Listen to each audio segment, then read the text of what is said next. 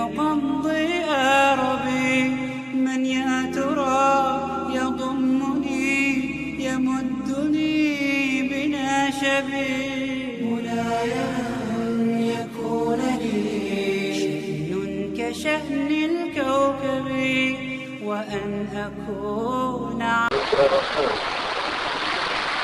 أعوذ بالله من الشيطان الرجيم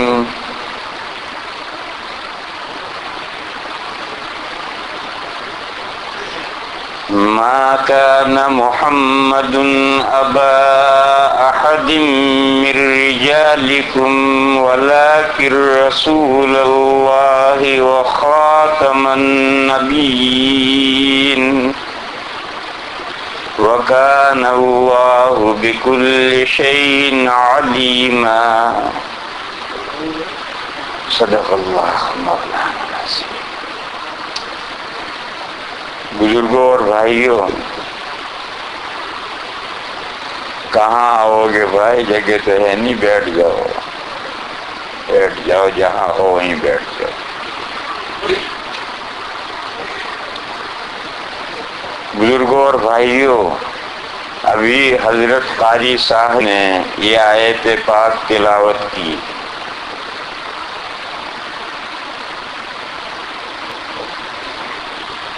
آج کی مختصر سی صحبت میں اسی آیت پاک کو سمجھ لو۔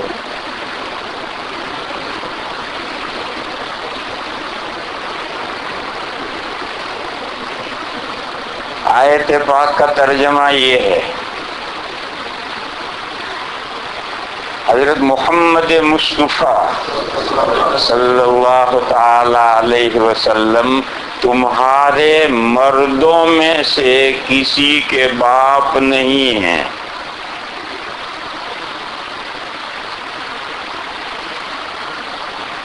لڑکیوں کے باپ تو حضور تھے۔ نبی پاک صلی اللہ تعالی علیہ وسلم کی 4 صاحبزادیاں ہوئی ہیں جو بڑی عمر تک پہنچی۔ ان میں سے ایک حضرت زینب ہیں، ان کی شادی بھی ہوئی۔ ان کی ایک صاحبزادی امامہ بھی پیدا ہوئی۔ ان کا انتقال نبی پاک صلی اللہ تعالی علیہ وسلم کی موجودگی میں ہو گیا۔ ان کے شوہر کا نام تھا ابو العاص۔ دوسری 2 صاحبزادیاں رقیہ اور ام کلثوم، یہ دونوں صاحبزادیاں یکے بعد دیگرے حضرت عثمان غنی رضی اللہ تعالی عنہ کے نکاح میں آئیں، اور اسی وجہ سے حضرت عثمان ذو النورین کہلاتے ہیں، 2 نور والے، یعنی جن کے نکاح میں یکے بعد دیگرے حضور کی 2 صاحبزادیاں آئیں، اور دونوں کا انتقال نبی پاک صلی اللہ تعالی علیہ وسلم کی موجودگی میں ہو گیا۔ اور حضور کی 4تھی صاحبزادی سب سے چھوٹی حضرت فاطمہ رضی اللہ تعالی عنہا تھی، جو سب سے چھوٹی تھی، وہ بھی بڑی عمر تک پہنچی۔ ان کا نکاح حضرت علی کرم اللہ تعالی وجہہ سے ہوا ہے، اور 3 بیٹے اور 1 بیٹی پیدا ہوئی۔ سب سے بڑے حضرت حسن تھے، ان کے بعد حضرت حسین تھے، اس کے بعد ایک لڑکا اور ہوا ہے جس کا نام تھا محسن، اور ایک صاحبزادی پیدا ہوئی ہے جن کا نام تھا ام کلثوم۔ اس میں یہ بچہ محسن یہ تو بچپن میں انتقال کر گیا، لیکن حضرت حسن اور حضرت حسین بڑی لمبی عمر تک رہے ہیں، اور آج دنیا میں حضور کی اولاد انہی 2 نواسوں کی اولاد ہے۔ اور صاحبزادی حضرت ام کلثوم وہ بھی بڑی ہوئی تھی، ان کا بھی نکاح ہوا ہے، اور نبی پاک صلی اللہ تعالی علیہ وسلم کی وفات کے 6 مہینے کے بعد حضرت فاطمہ کا بھی انتقال ہو گیا۔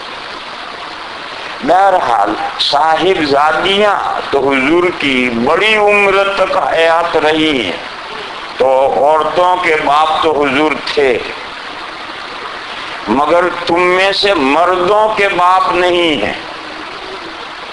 نبی پاک صلی اللہ تعالی علیہ وسلم کے 3 یا 4 صاحبزادے ہوئے ہیں۔ سب سے بڑے صاحبزادے حضرت سب سے بڑی صاحبزادے حضرت قاسم ہیں، جن کی وجہ سے حضور کی کنیت تھی ابو القاسم۔ سب سے آخری صاحبزادے حضرت ابراہیم تھے، جو حضرت ماریہ قبطیہ کے بطن سے تھے۔ ان کے علاوہ 2 یا 1 صاحبزادے اور ہوئے ہیں۔ 3 نام آتے ہیں، عبداللہ، طیب، طاہر۔ یہ ایک ہی صاحبزادے کے تینوں نام ہیں یا 2 کے نام ہیں، اس میں اختلاف ہے۔ بہرحال یہ 3 یا 4 صاحبزادے جو حضور کے ہوئے ہیں، وہ بالکل بچپن میں سب کا انتقال ہو گیا ہے۔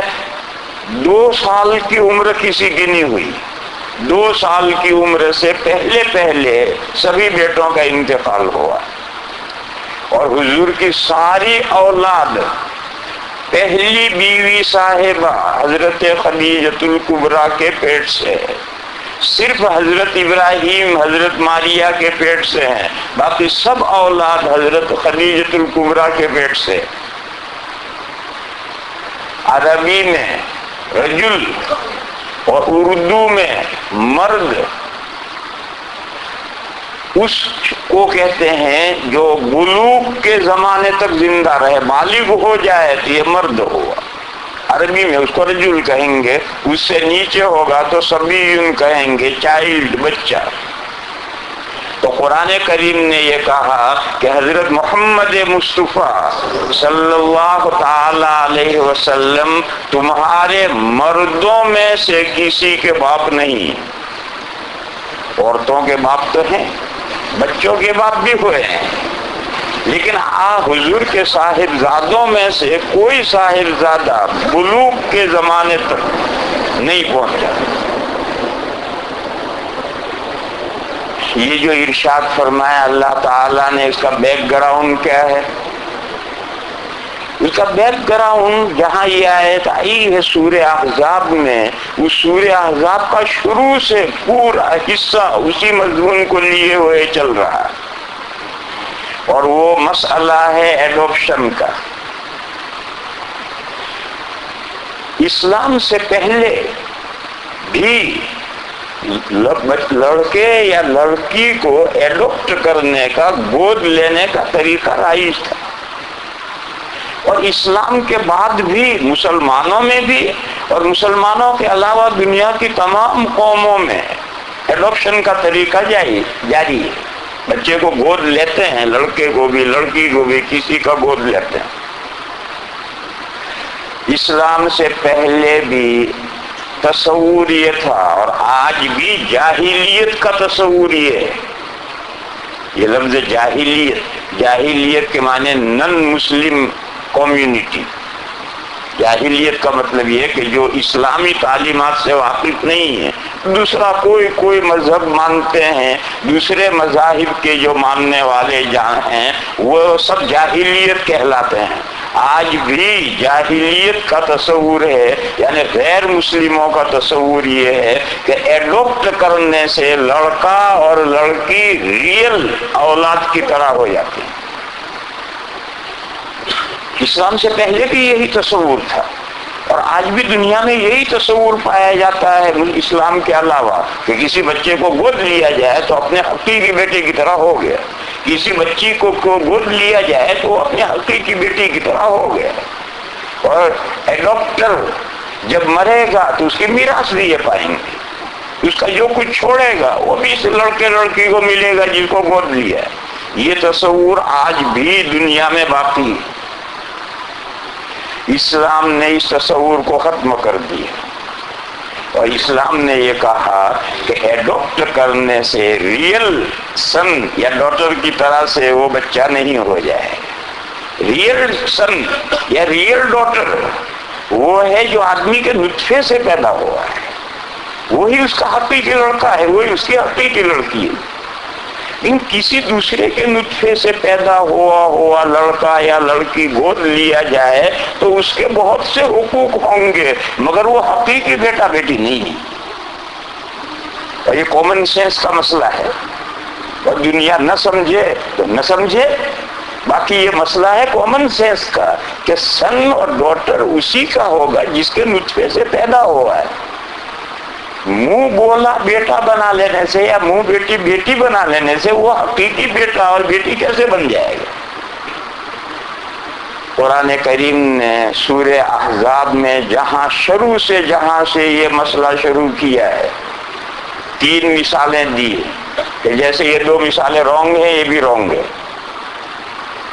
لوگ کہتے ہیں فلاں آدمی چھوٹے دل کا ہے، فلاں آدمی تھوڑ دلا ہے، فلاں آدمی 2 دلا ہے، 2 ہارڈ ہیں. یہ سب محاورے ہیں، حقیقت کچھ نہیں.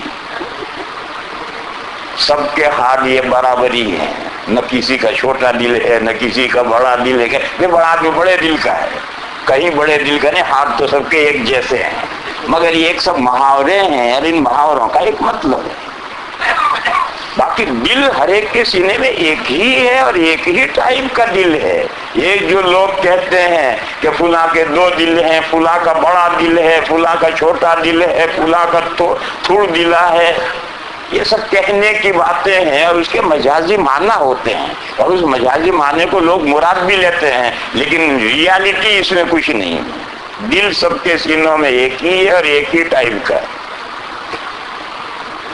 اسی طرح بعض بے وقوف شوہر بیوی کو ماں کہہ لیتے ہیں، بیوی کو بہن کہہ لیتے ہیں.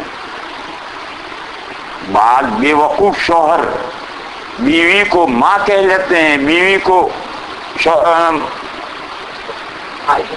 بھائی نہیں بہن کہہ لیتے ہیں، تو بھائی کہہ رہے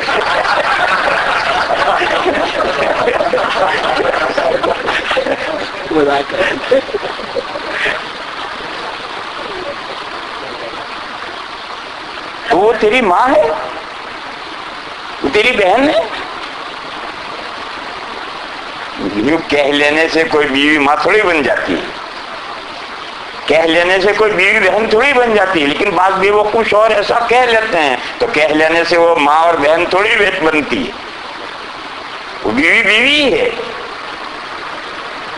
البتہ قرآن نے کہا کہ ایسی نامعقول بات کیوں کہی، لہذا زہار ہو گیا اور زہار کا کفارہ ادا کرو گے تب بیوی سے فائدہ اٹھا سکتے ہو.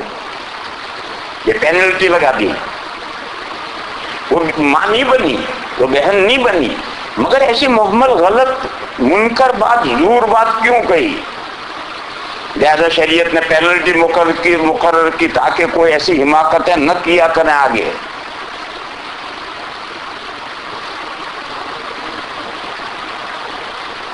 ایک لطیفہ یاد آیا، کوئی خان صاحب ہو تو ناراض مت ہوئی ہو. ایک خان صاحب کی بیوی کا انتقال ہو گیا تو وہ بہت رو رہے. تو کسی نے کہا خان صاحب بیوی کے مرنے پر اتنا رونے کی کیا ضرورت ہے؟ بیوی کی موت کا صدمہ جیسے کوہنی کی چوٹ، کوہنی پر چوٹ لگتی ہے تو ایک دم بڑی سخت چوٹ لگتی ہے، 2 منٹ میں ختم. تو کہا بیوی کے مرنے پہ اتنا کیوں رو رہے ہو، دوسری کر لی ہو. کہنے لگے بابا وہ ہمارا بیوی ہی نہیں تھا، وہ ہمارا چھوٹا موٹا ماں بھی تھا.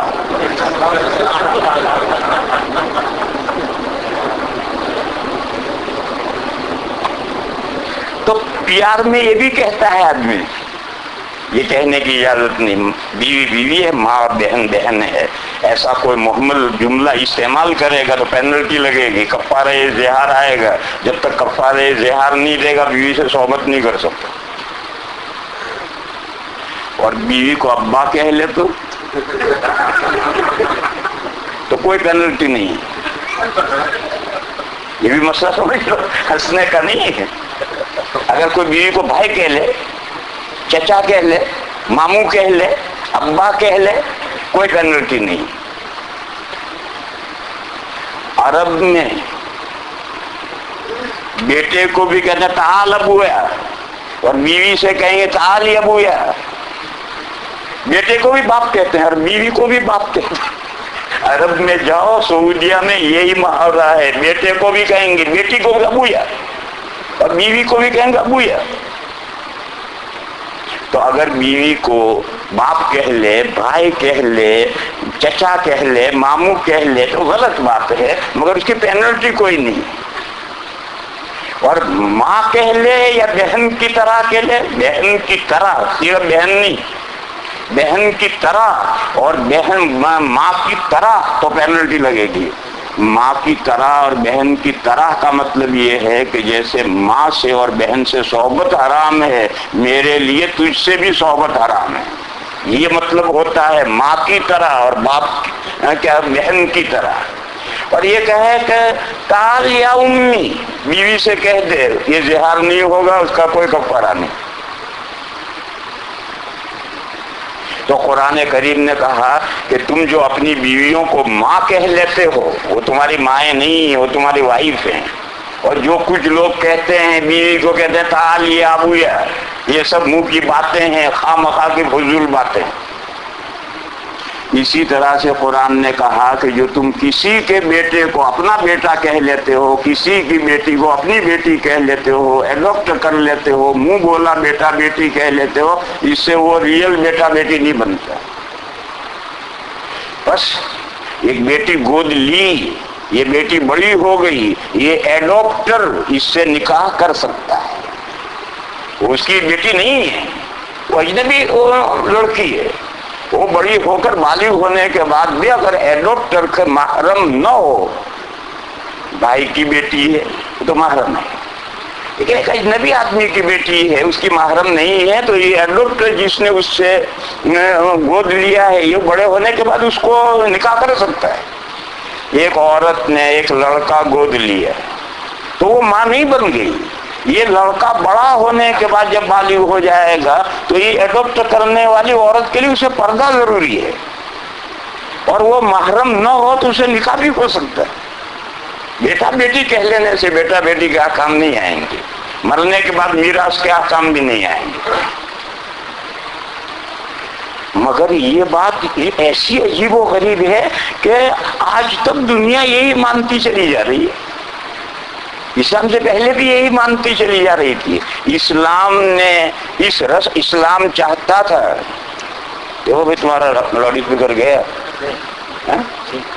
اسلام یہ چاہتا تھا کہ یہ بات بالکل مسلمانوں میں سے ختم ہو جائے، یہ تصور ہی ختم ہو جائے۔ اس کے لیے نبی پاک صلی اللہ تعالی علیہ وسلم کا ایک معاملہ پیش آیا، ایک واقعہ پیش آیا۔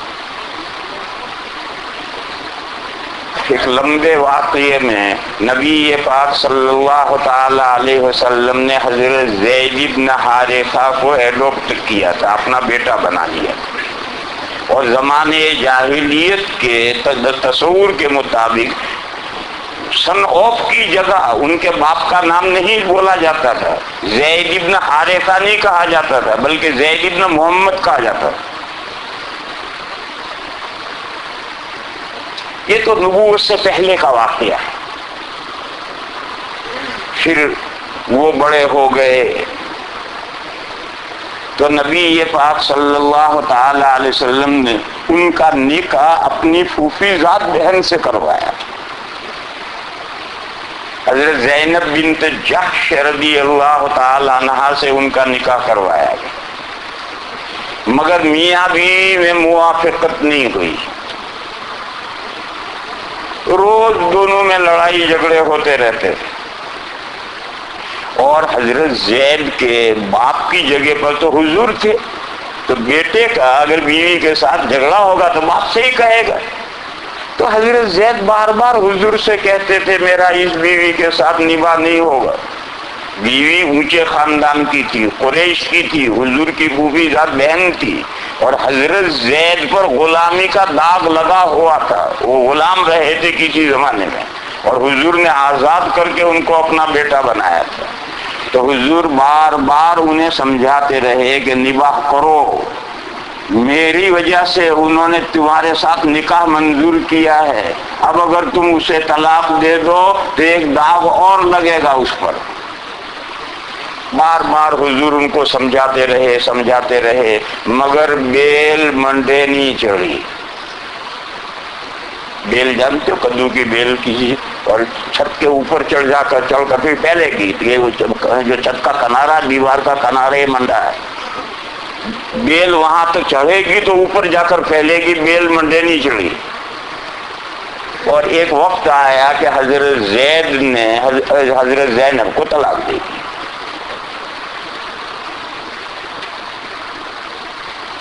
نبی پاک صلی اللہ تعالی علیہ وسلم یہ بات سوچ، اب تو طلاق ہوئی تو عدت میں بیٹھے گی، بیوی عدت میں بیٹھے گی. عدت کم از کم 3 مہینے یا زیادہ ہے، 3 ماہواری، 3 پیریڈ، 3 مہینے تو لگیں گے، زیادہ بھی لگ سکتے ہیں.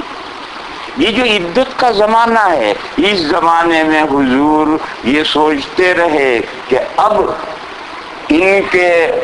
ان پر جو دوسرا داغ لگ گیا. پہلا داغ تو یہ کہ تجھے غلام کے نکاح میں دیا گیا، پہلا داغ تو یہ تھا. دوسرا داغ یہ لگا کہ تجھے غلام نے بھی نہیں رکھا، اس نے بھی تجھے چھوڑ دیا، طلاق دے دی. یہ داغ کیسے دھوئے جائیں؟ حضور کے ذہن میں یہ بات ہے کہ عدت پوری ہو جائے تو حضور ان سے نکاح کر لیں، حضرت زینب سے نکاح کر لیں تو سب داغ دھل گئے، اور ان کو وہ مقام مل گیا جو امت کی کسی عورت کو نہیں ملے گا. یہ حضور کے ذہن میں ہے. مگر ڈر یہ ہے کہ مخالفین اسلام طوفان کھڑا کریں گے کہ اپنے بیٹے کی بیوی سے یعنی بہو سے نکاح کر دیا. بہو سے نکاح حرام ہے، اور پہلے سے یہ تصور چلا آ رہا تھا کہ ایڈاپٹ کرنے سے وہ ریئل بیٹا بن جاتا ہے، تو اس کی بیوی بہو ہے اور بہو سے نکاح حرام ہے. تو دشمنان اسلام یہ پروپیگنڈا کریں گے، اگرچہ اسلام میں وہ ریئل بیٹا نہیں بنا، وہ بہو نہیں ہے، مگر لوگ تو یہی پروپیگنڈا کریں گے. اور پروپیگنڈا جو ہے وہ مذہب کو نقصان پہنچاتا ہے. غلط پروپیگنڈا جو ہے مذہب کو نقصان پہنچاتا ہے. کوئی بھی ہوگا، کوئی غلط پروپیگنڈا ہوگا تو مذہب کو نقصان پہنچے گا. اور پھر ابھی اسلام نیا آیا ہے اور پھیل رہا ہے، ایسے وقت میں اگر پروپیگنڈا غلط ہو جائے تو بڑا مشکل ہو جاتا ہے. تو حضور کے ذہن میں یہ ہے کہ ان داغ دھونے کا یہی ایک راستہ ہے. وَتُخْفِي فِي نَفْسِكَ وَتَخْشَى النَّاسَ وَاللَّهُ أَحَقُّ أَن تَخْشَىٰ. آپ دل میں ایک بات چھپائے ہوئے ہیں مگر اس پر عمل کرنے سے آپ لوگوں سے ڈر رہے ہیں. وَتُخْفِي فِي نَفْسِكَ وَتَخْشَى النَّاسَ. مگر قرآن کریم نے کہا کہ لوگوں کے غلط پروپیگنڈے سے بچنا چاہیے. اسلام کے خلاف لوگ غلط پروپیگنڈا کریں، اس سے بچنا چاہیے. ہمارے کسی عمل سے ہمارے مذہب کو نقصان نہیں پہنچنا چاہیے. لیکن اگر کوئی شرعی مصلحت ہو تو پھر کوئی حرج نہیں. جس کو پروپیگنڈا کرنا ہو کرو، جو شرعی مصلحت ہے وہ ہمیشہ آگے رہے گی. تو قرآن کریم نے کہا وَتَخْشَى النَّاسَ وَاللَّهُ أَحَقُّ أَن تَخْشَىٰ. اگر شرعی مصلحت ہے تو پھر نبی کو پروپیگنڈے سے نہیں ڈرنا، اور جس کو جو پروپیگنڈا کرنا ہو کرتے رہو، جو اللہ کا حکم ہے ہم اس پر عمل کریں.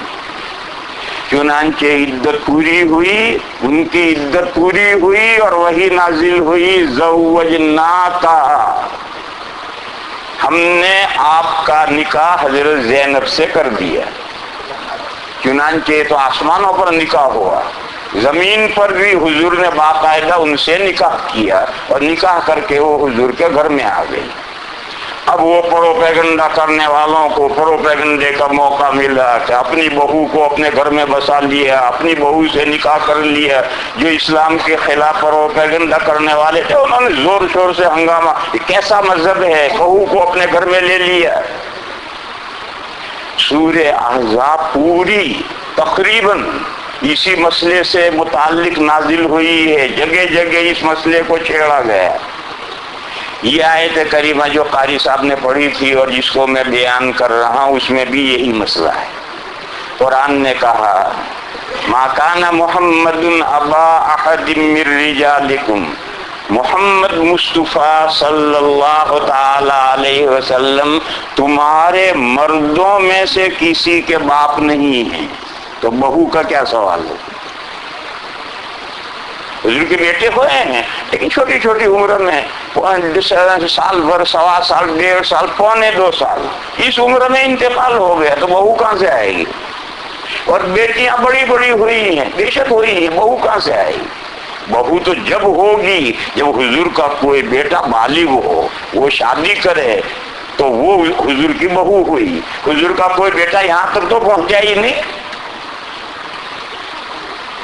یہ ایک ایسا دو ٹوک واضح سوال جواب تھا کہ اگر آدمی کے پاس میں معمولی عقل و فہم ہو تو بھی سمجھ سکتا ہے کہ بھئی یہ حضور کی بہو نہیں ہو سکتی۔ دیکھو یہاں رک کر کے میں ایک نہایت اہم مسئلہ سمجھا دوں، بہت شارٹ، آپ حضرات سمجھدار ہیں اسے سمجھ لیں۔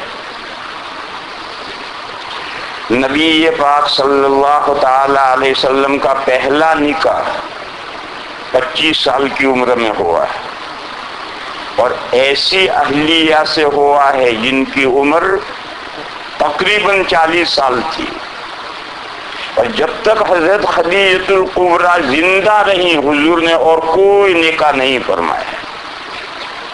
یہی جوانی کا زمانہ، آدمی کی ضرورت کا زمانہ ہے، مگر حضور کے نکاح میں فقط ایک بیوی رہی اور وہ بھی بیوہ تھی۔ اللہ نے حضور کو ساری اولاد ان سے عطا فرمائی۔ جب حضرت خدیجہ الکبریٰ کا انتقال ہوا تو حضور کو نبوت مل چکی تھی۔ بیٹا تو کوئی زندہ نہیں تھا مگر بیٹیاں سب زندہ تھی چاروں، اور چھوٹی چھوٹی تھی، ابھی کسی بیٹی کا نکاح نہیں ہوا۔ اب ایک طرف نبوت ملی ہوئی ہے، نبوت کے صبح سے شام تک کام ہے، ایک طرف گھر میں چھوٹی چھوٹی بچیاں ہیں، بیوی کا انتقال ہو گیا ہے۔ تو خاندان نے یہ مشورہ دیا کہ آپ دوسرا نکاح فرما لیں تو بیوی گھر میں آ کر ان بچیوں کو سنبھالے۔ چنانچہ حضور نے اب دوسرا نکاح کیا اور حضرت سودا بنت زمعہ رضی اللہ تعالی عنہا سے نکاح کیا، جو 2 جگہ سے بیوہ ہو چکی تھی اور بوڑھی اور بڑی عمر کی تھی، بہت بوڑھی تو نہیں، بڑی عمر کی تھی، اور 2 جگہ سے بیوہ ہو چکی ہیں۔ حضور نے ان سے نکاح کیا۔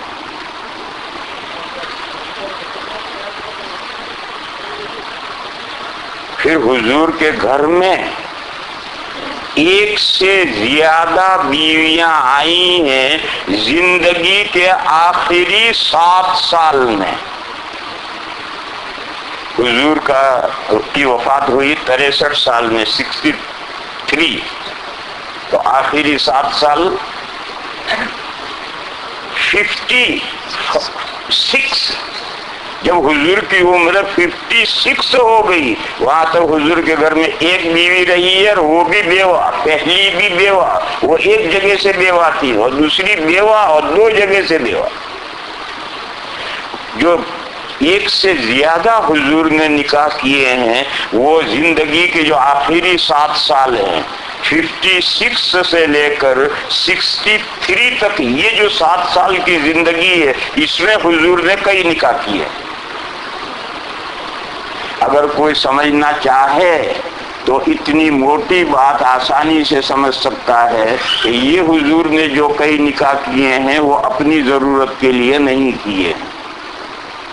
انسان کی ضرورت کا زمانہ وہ ہے جو گزر چکا۔ بڑھاپے میں 56 میں تو آدمی 1 بیوی نبھانا مشکل ہو جاتا ہے، آپ تو 40 کے بعد میں ایک نہیں نبھا سکتے. کیوں ہنس رہے بھائی؟ اور زیادہ ہنس رہے. 40 کے بعد میں ایک نبھانا مشکل ہو جاتا ہے. یہ تو 56 عمر ہو گئی ہے. اس کے بعد چند نکاح جو حضور نے کیے ہیں، آدمی کی اپنی ضرورت کا یہ زمانہ ہے ہی نہیں. بس لا محالہ یہ بات بالاجمال ماننی ہوگی کہ حضور نے جو متعدد نکاح کیے ہیں وہ کسی مصلحت سے کیے. وہ مصلحتیں کیا ہیں؟ وہ مصلحتیں ہیں، 3 مصلحتیں ہیں جن کے لیے حضور نے وہ نکاح کیے. ملی، ملکی یا کہو سیاسی، ملکی کہو یا سیاسی کہو، اور شخصی. شخص سے مراد حضور کی ذات نہیں، اندر پرسن. یہ 3 مقاصد سے حضور نے یہ جتنے بھی نکاح کیے ہیں آخری 7 سال میں، حضور نے اپنی زندگی کے آخری 7 سال میں جو نکاح فرمائے ہیں وہ ان 3 مقاصد سے کیے ہیں. ملی، ملکی، سیاسی اور شخصی. ملی یعنی دینی، ملی یعنی دینی. ایسے نکاح حضور کے 2 ہوئے ہیں، اور وہ دونوں نکاح حضور نے نہیں کیے ہیں، اللہ نے آسمان سے کروائے. جو دینی اور ملی نکاح، ظاہر ہے ملت کی مصلحت حضور سے زیادہ اللہ جانتے ہیں. تو 2 نکاح حضور نے ملی مصلحت، دینی مصلحت سے کیے ہیں، اور حضور نے نہیں کیے. اللہ کے آسمان کے اوپر سے وہ 2 نکاح کروائے گئے ہیں، یعنی حضور کو حکم دیا گیا ہے اور حضور نے وہ 2 نکاح کیے ہیں. اور شخصی مصلحت سے حضور نے 2 نکاح کیے.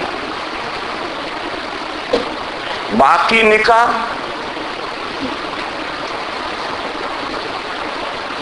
سیاسی مقاصد سے کیے گئے. باقی 4 نکاح ہیں، 2 اور 2 4، اور باقی 4 سیاسی مصلحت سے کیے. ان میں سے 2 میں جو سیاسی مصلحت تھی وہ پوری ہو گئی، اور 2 میں پوری نہیں ہوئی. اللہ کا اختیار ہے. انسان ایک پروگرام بناتا ہے، کوئی ضروری نہیں وہ پروگرام پورا ہو. اور 9ویں بیوی وہ تھی جو پہلے سے حضور کی چلی آ رہی، حضرت سودا. حضرت خدیجہ کے انتقال کے بعد حضرت سودا سے جو نکاح کیا تھا یہ 9ویں بیوی ہے. اور باقی 9 بیویوں میں سے جو 8 رہ گئی ان میں سے 2 نکاح حضور نے دینی مصلحت سے کیے ہیں، ملی، اور 2 نکاح شخصی مصلحت سے کیے ہیں، اور 4 نکاح سیاسی اور ملکی مصلحت سے کیے ہیں، جن میں 2 میں مصلحت بروئے کار آ گئی اور 2 میں نہیں آئی. حضرت عائشہ صدیقہ رضی اللہ تعالی عنہا سے جو حضور نے نکاح کیا ہے وہ ملی اور دینی مقصد سے کیا ہے، اور حضور نے نہیں کیا، اللہ کی طرف سے کروایا گیا ہے. اس کی تھوڑی تفصیل سنا دوں میں. آج یہ اس سفر کا آخری بیان ہے، یہ لمبا ہو جائے، گھبرائیے مت.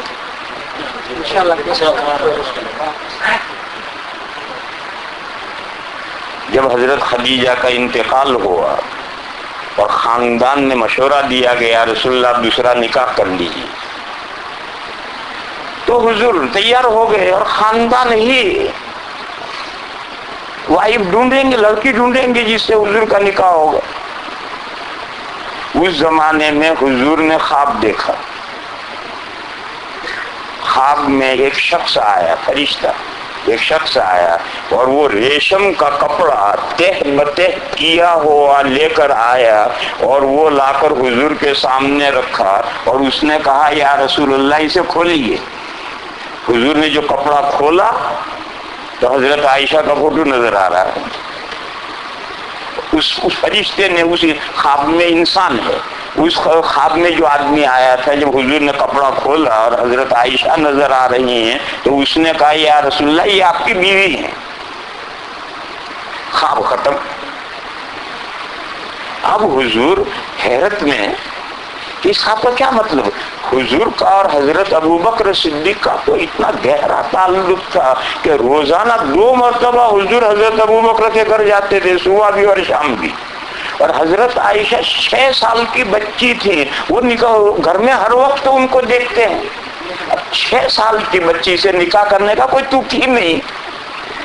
اور حضور کو نکاح کرنا ہے گھر کو سنبھالنے کے لیے، تو 6 سال کی بچی سے اگر نکاح ہوگا بھی تو صرف نکاح ہوگا. وہ 6 سال کی نابالغ بچی گھر میں نہیں آ سکتی، اور گھر میں نہیں آ سکتی گھر کیسے سنبھالے گی؟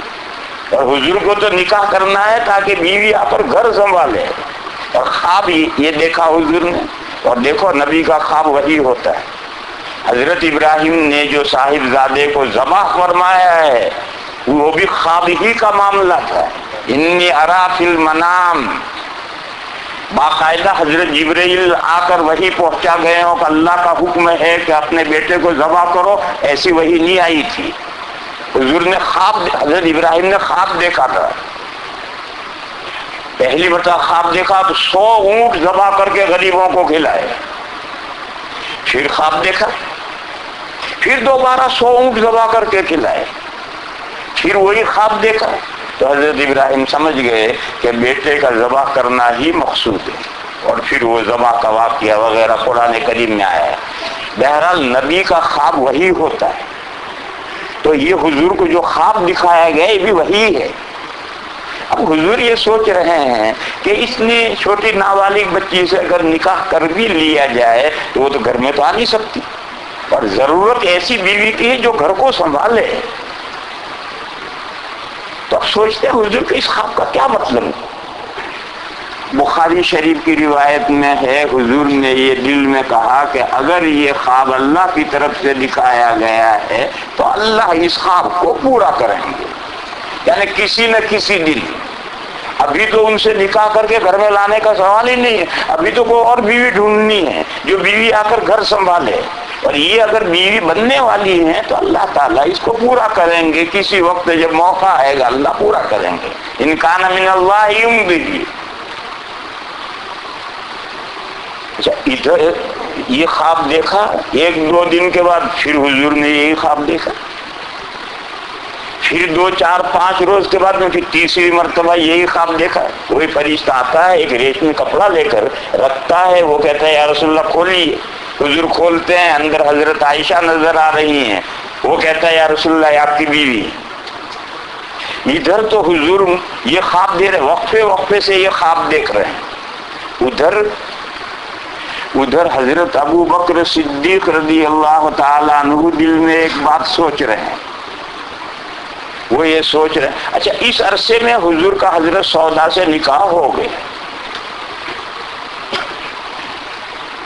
حضرت ابو بکر یہ سوچ رہے ہیں کہ یہ بڑی عمر کی خاتون ہے حضرت سودا، یہ زیادہ عمر ان کی اب نہیں ہوگی، کچھ سالوں کے بعد ان کا بہرحال انتقال ہو جائے گا. ایسا ہوتا ہے کوئی 100 سال تک بھی رہتا ہے، لیکن ایک ایوریج عمروں کا ہے، اس کے اعتبار سے آدمی ایک اندازہ کرتا ہے. تو حضرت ابو بکر صدیق یہ سوچ رہے ہیں کہ حضرت سودا کچھ زیادہ دن نہیں رہیں گی، بڑی عمر کی ہے، ایک وقت کے بعد انتقال ہو جائے گا. تو اگر میں حضرت عائشہ کے ساتھ حضور کا نکاح کر دوں تو جب ان کا انتقال ہوگا وہاں تک یہ بڑی ہو جائیں گی اور یہ جا کر حضور کا گھر سنبھال لیں. یہ پلان حضرت ابو بکر اپنے دل میں سوچ رہے ہیں کہ آج اگر میں یہ نکاح کر لوں تو جب یہ حضرت سودا نہیں رہیں گی اس وقت یہ بڑی ہو چکی ہوں گی اور یہ جا کر گھر سنبھال لیں گے. چنانچہ حضرت ابو بکر نے خود پیشکش کی کہ یا رسول اللہ آپ عائشہ سے نکاح کر لی.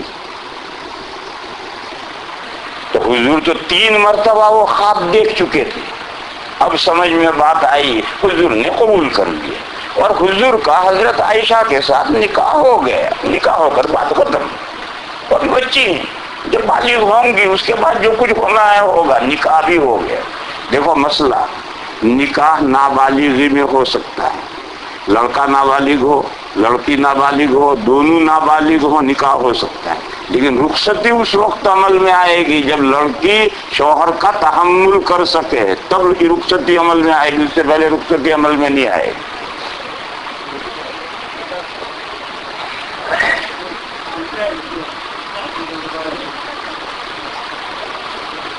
دیکھو میں نے کیا جملہ کہا تھا کہ دو نکاح جو دینی مصلحت سے، ملی مصلحت سے ہوئے ہیں، وہ دونوں آسمان سے کروائے گئے ہیں۔ دیکھو حضرت عائشہ بار بار خواب دکھایا گیا ہے، اور نبی کا خواب وہی ہوتا ہے، وہ اللہ کی طرف سے نکاح کروایا گیا ہے۔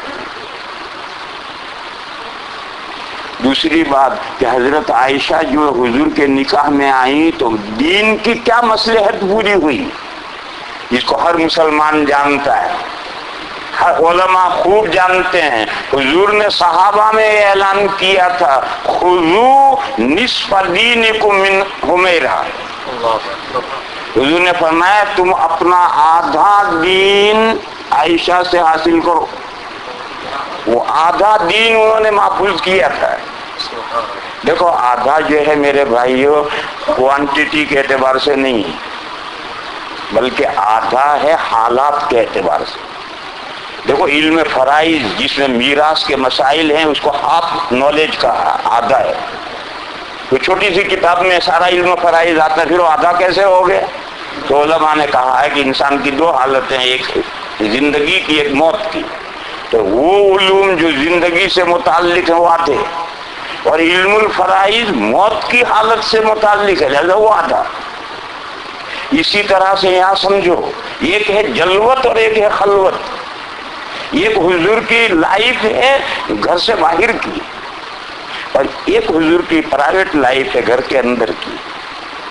باہر کی جو زندگی ہے وہ تو سارے صحابہ نے کیچ کی، اور باہر کے جو حضور کیا کرتے تھے وہ سب صحابہ نے یاد رکھا ہے، لیکن حضور کی جو پرائیویٹ زندگی ہے وہ تو بیویاں ہی کیچ کریں گی۔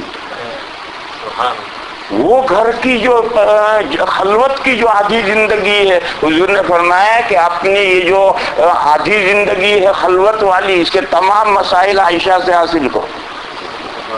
چنانچہ خلفائے راشدین کے زمانے میں بعض مسائل پیش آئے، کسی کے پاس کوئی علم نہیں تھا، حضرت عائشہ نے ان مسئلوں میں فیصلہ کیا۔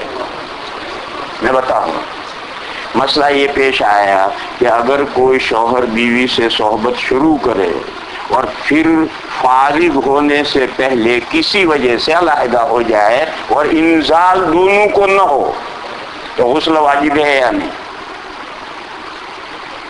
یہ مسئلہ حضرت فاروق اعظم رضی اللہ تعالیٰ عنہ کے دور خلافت میں پیش آیا، اور صحابہ کی میٹنگ بلائی گئی تو کسی نے کہا غسل واجب ہے، کسی نے کہا واجب نہیں۔ حضرت عمر نے کہا کہ اللہ کے بندو، تم امت کا خلاصہ ہو، تم ایسے مسئلے میں جو روز گھروں میں پیش آتا ہے اس میں آپس میں اختلاف کرو گے، کیسے کام چلے گا؟ ایک بات طے کرو۔ حضرت علی نے کہا یہ مسئلہ آپ ازواج مطہرات سے پوچھیے۔ حضرت عمر نے حضرت حفصہ کے پاس، جو حضرت عمر کی بیٹی تھی، ان کے پاس بھیجا تو حضرت حفصہ نے کہا میرے ساتھ ایسا کوئی معاملہ حضور کا پیش نہیں آیا۔ تب پھر آخر میں آدمی حضرت عائشہ کے پاس بھیجا گیا تو حضرت عائشہ نے بتلایا کہ میرے درمیان اور حضور کے درمیان میں ایسا معاملہ پیش آتا تھا اور ہم دونوں غسل کرتے تھے۔ جب یہ اطلاع آئی حضرت عمر نے کہا دیکھو یہی مسئلہ ہے، اگر آج اس کے خلاف کوئی بولا تو مار مار کر کے سیدھا کر دوں گا، اور امت کا اس مسئلے پر اجماع اور اتفاق ہو گیا۔ تو اب یہ پرائیویٹ زندگی کا مسئلہ ہے، میاں بھی ملتے ہیں اور یہ حالت پیدا ہوتی ہے، غسل ہے یا نہیں، سے حضرت عائشہ نے حل کیا۔ ایسے پرائیویٹ زندگی کے کتنے ہی مسائل ہیں جن کا علم حضرت عائشہ کے پاس تھا۔ تو حضور نے فرمایا کہ اپنا آدھا دین عائشہ سے حاصل کرو، آدھا دین یعنی دین کا وہ حصہ جو پرائیویٹ زندگی سے متعلق ہے وہ عائشہ سے سیکھو۔ یہی وہ دینی مصلحت ہے۔ میں نے کہا تھا کہ یہ دو نکاح ہوئے ملی اور دینی مصلحت سے، وہ دینی مصلحت یہ ہے۔ اس سے زیادہ تفصیل نہیں کرنا. دیکھو ایک مسئلہ میں نے نمٹا دیا کہ 2 نکاح ملی مصلحت سے ہوئے اور حضور نے نہیں کی، اللہ نے کروائے. ایک نکاح تو حضرت عائشہ کا ہے کہ برابر خواب دکھا کر کے یہ نکاح اللہ نے کروایا ہے. اور دینی مصلحت یہ ہے کہ حضور کی جو پرائیویٹ لائف ہے، خلوت کی زندگی ہے، اس کو سارا محفوظ حضرت عائشہ نے رکھا ہے، سب سے زیادہ محفوظ انہوں نے رکھا ہے. دوسرا نکاح جو ملی مصلحت سے ہوا ہے وہ یہ حضرت زینب کا ہوا ہے. ایڈوپشن کی رسم توڑنے کے لیے اللہ نے آسمان سے وحی بھیجی کہ ہم نے آپ کا ان کے ساتھ نکاح کر دیا ہے. لوگوں سے ڈرنے کی کوئی ضرورت نہیں ہے، لوگوں کو پروپیگنڈے سے ڈرنے کی کوئی ضرورت نہیں ہے. واللہ احق ان تخشى. اور پھر حضور نے دنیا میں بھی ان سے نکاح کر لیا ہے. یہ وہ دینی مصلحت ہے. چنانچہ مسلمانوں کے ذہنوں میں سے بالکل یہ مسئلہ ایسا صاف ہو گیا ہے کہ آج ساری دنیا جو کچھ کہتی ہو کہتی رہے، مسلمان کے ذہن میں کوئی کنفیوژن نہیں ہے. ہر مسلمان جانتا ہے کہ اڈاپٹ کرنے سے ریئل بیٹا بیٹی نہیں بنتے. تو دوسرا نکاح حضرت زینب کے ساتھ یہ دینی مصلحت سے ایڈوپشن کی رسم توڑنے کے لیے. رسم توڑنے کا مطلب اسے جو حقیقی بیٹا بیٹی سمجھ لیا جاتا ہے اس بات کو ختم کرنے کے لیے حضور کا نکاح کروایا تاکہ عملی طور پر یہ بات ختم ہو جائے. اور 2 نکاح حضور نے 4 نکاح حضور نے پولیٹیکل مصلحت سے کیے. ان میں سے 2 نکاحوں میں وہ مصلحت جو پیش نظر تھی وہ پوری ہوئی، 2 میں نہیں ہوئی. وہ 2 نکاح جن میں مصلحت پوری ہوئی ہے وہ نکاح ہیں، ایک حضرت میمونہ رضی اللہ تعالی عنہا سے نکاح، نہیں میں نے غلط کہا، وہ 2 نکاح جس میں سیاسی مصلحت پوری نہیں ہوئی. دماغ میرا بھی کنفیوز ہو رہا. وہ 2 نکاح جس میں سیاسی مصلحت پوری ہوئی، ان میں ایک نکاح حضرت معاویہ رضی اللہ تعالی عنہ کی بہن حضرت ام حبیبہ سے ہوا، اور دوسرا نکاح قبیلہ بنو مستلق کی سردار کی لڑکی حضرت جویریہ. ان 2 سے جو نکاح ہوا سیاسی مصلحت سے تھا اور وہ مصلحتیں پوری ہوئی. اور 2 نکاح سیاسی مصلحت سے کیا گیا مگر وہ مصلحت پوری نہیں ہوئی. ایک حضرت میمونہ رضی اللہ تعالی عنہ سے نکاح کیا اور ایک حضرت صفیہ سے جو یہود کے خیبر کے یہودیوں کی لڑکی تھی. ان 2 سے سیاسی مصلحت سے نکاح ہوا مگر وہ دونوں مصلحتیں پوری نہیں ہوئی. اس کی بڑی لمبی تفصیلیں ہیں مگر میں بہت شارٹ نمٹاؤں اسے. آپ سمجھنے والے سمجھ لیں گے، علماء تفصیل کر لیں گے. مکہ اور مدینہ والوں کے درمیان میں یعنی کفر و اسلام کی جنگ مسلسل جاری تھی. حضور ہجرت کر کے یہاں آئے تو پیچھے انہوں نے جنگ کی تیاری شروع کرنے کے لیے ہتھیار خریدنے کے لیے قافلہ بھیجا شام. اس قافلے کو روکنے کے لیے وہ ہتھیار لے کر وہاں سے آ رہا تھا. اس کا لیبل تھا کہ یہ تجارتی قافلہ ہے، تجارتی قافلہ نہیں تھا. وہ ہتھیار خریدنے گیا تھا، ہتھیار لے کر آ رہا تھا اور انہی ہتھیاروں سے مدینہ پر حملہ ہونا تھا. انگریزی والے کہتے ہیں best policy of defence is attack. Best policy of defence is attack. دفاع کا بہترین ذریعہ حملہ ہے. حضور نے سوچا کہ اس قافلے کو روک دیا جائے، جو ہتھیار لے کر آ رہا ہے اس کو روک دیا جائے. یہ ہتھیار اگر مکہ پہنچ گئے تو ہماری موت آ جائے گی. تو حضور اس قافلے کے تلاش میں مدینہ سے نکلے اور اسی قافلے کے ہتھیاروں کو بچانے کے لیے مکہ سے 1000 کا لشکر نکلا. اور اللہ کو جو منظور تھا وہ قافلہ ہتھیار لے کر بچ کر چلا گیا اور حضور کا ان 1000 کے لشکر سے مقابلہ ہو گیا بدر میں. اور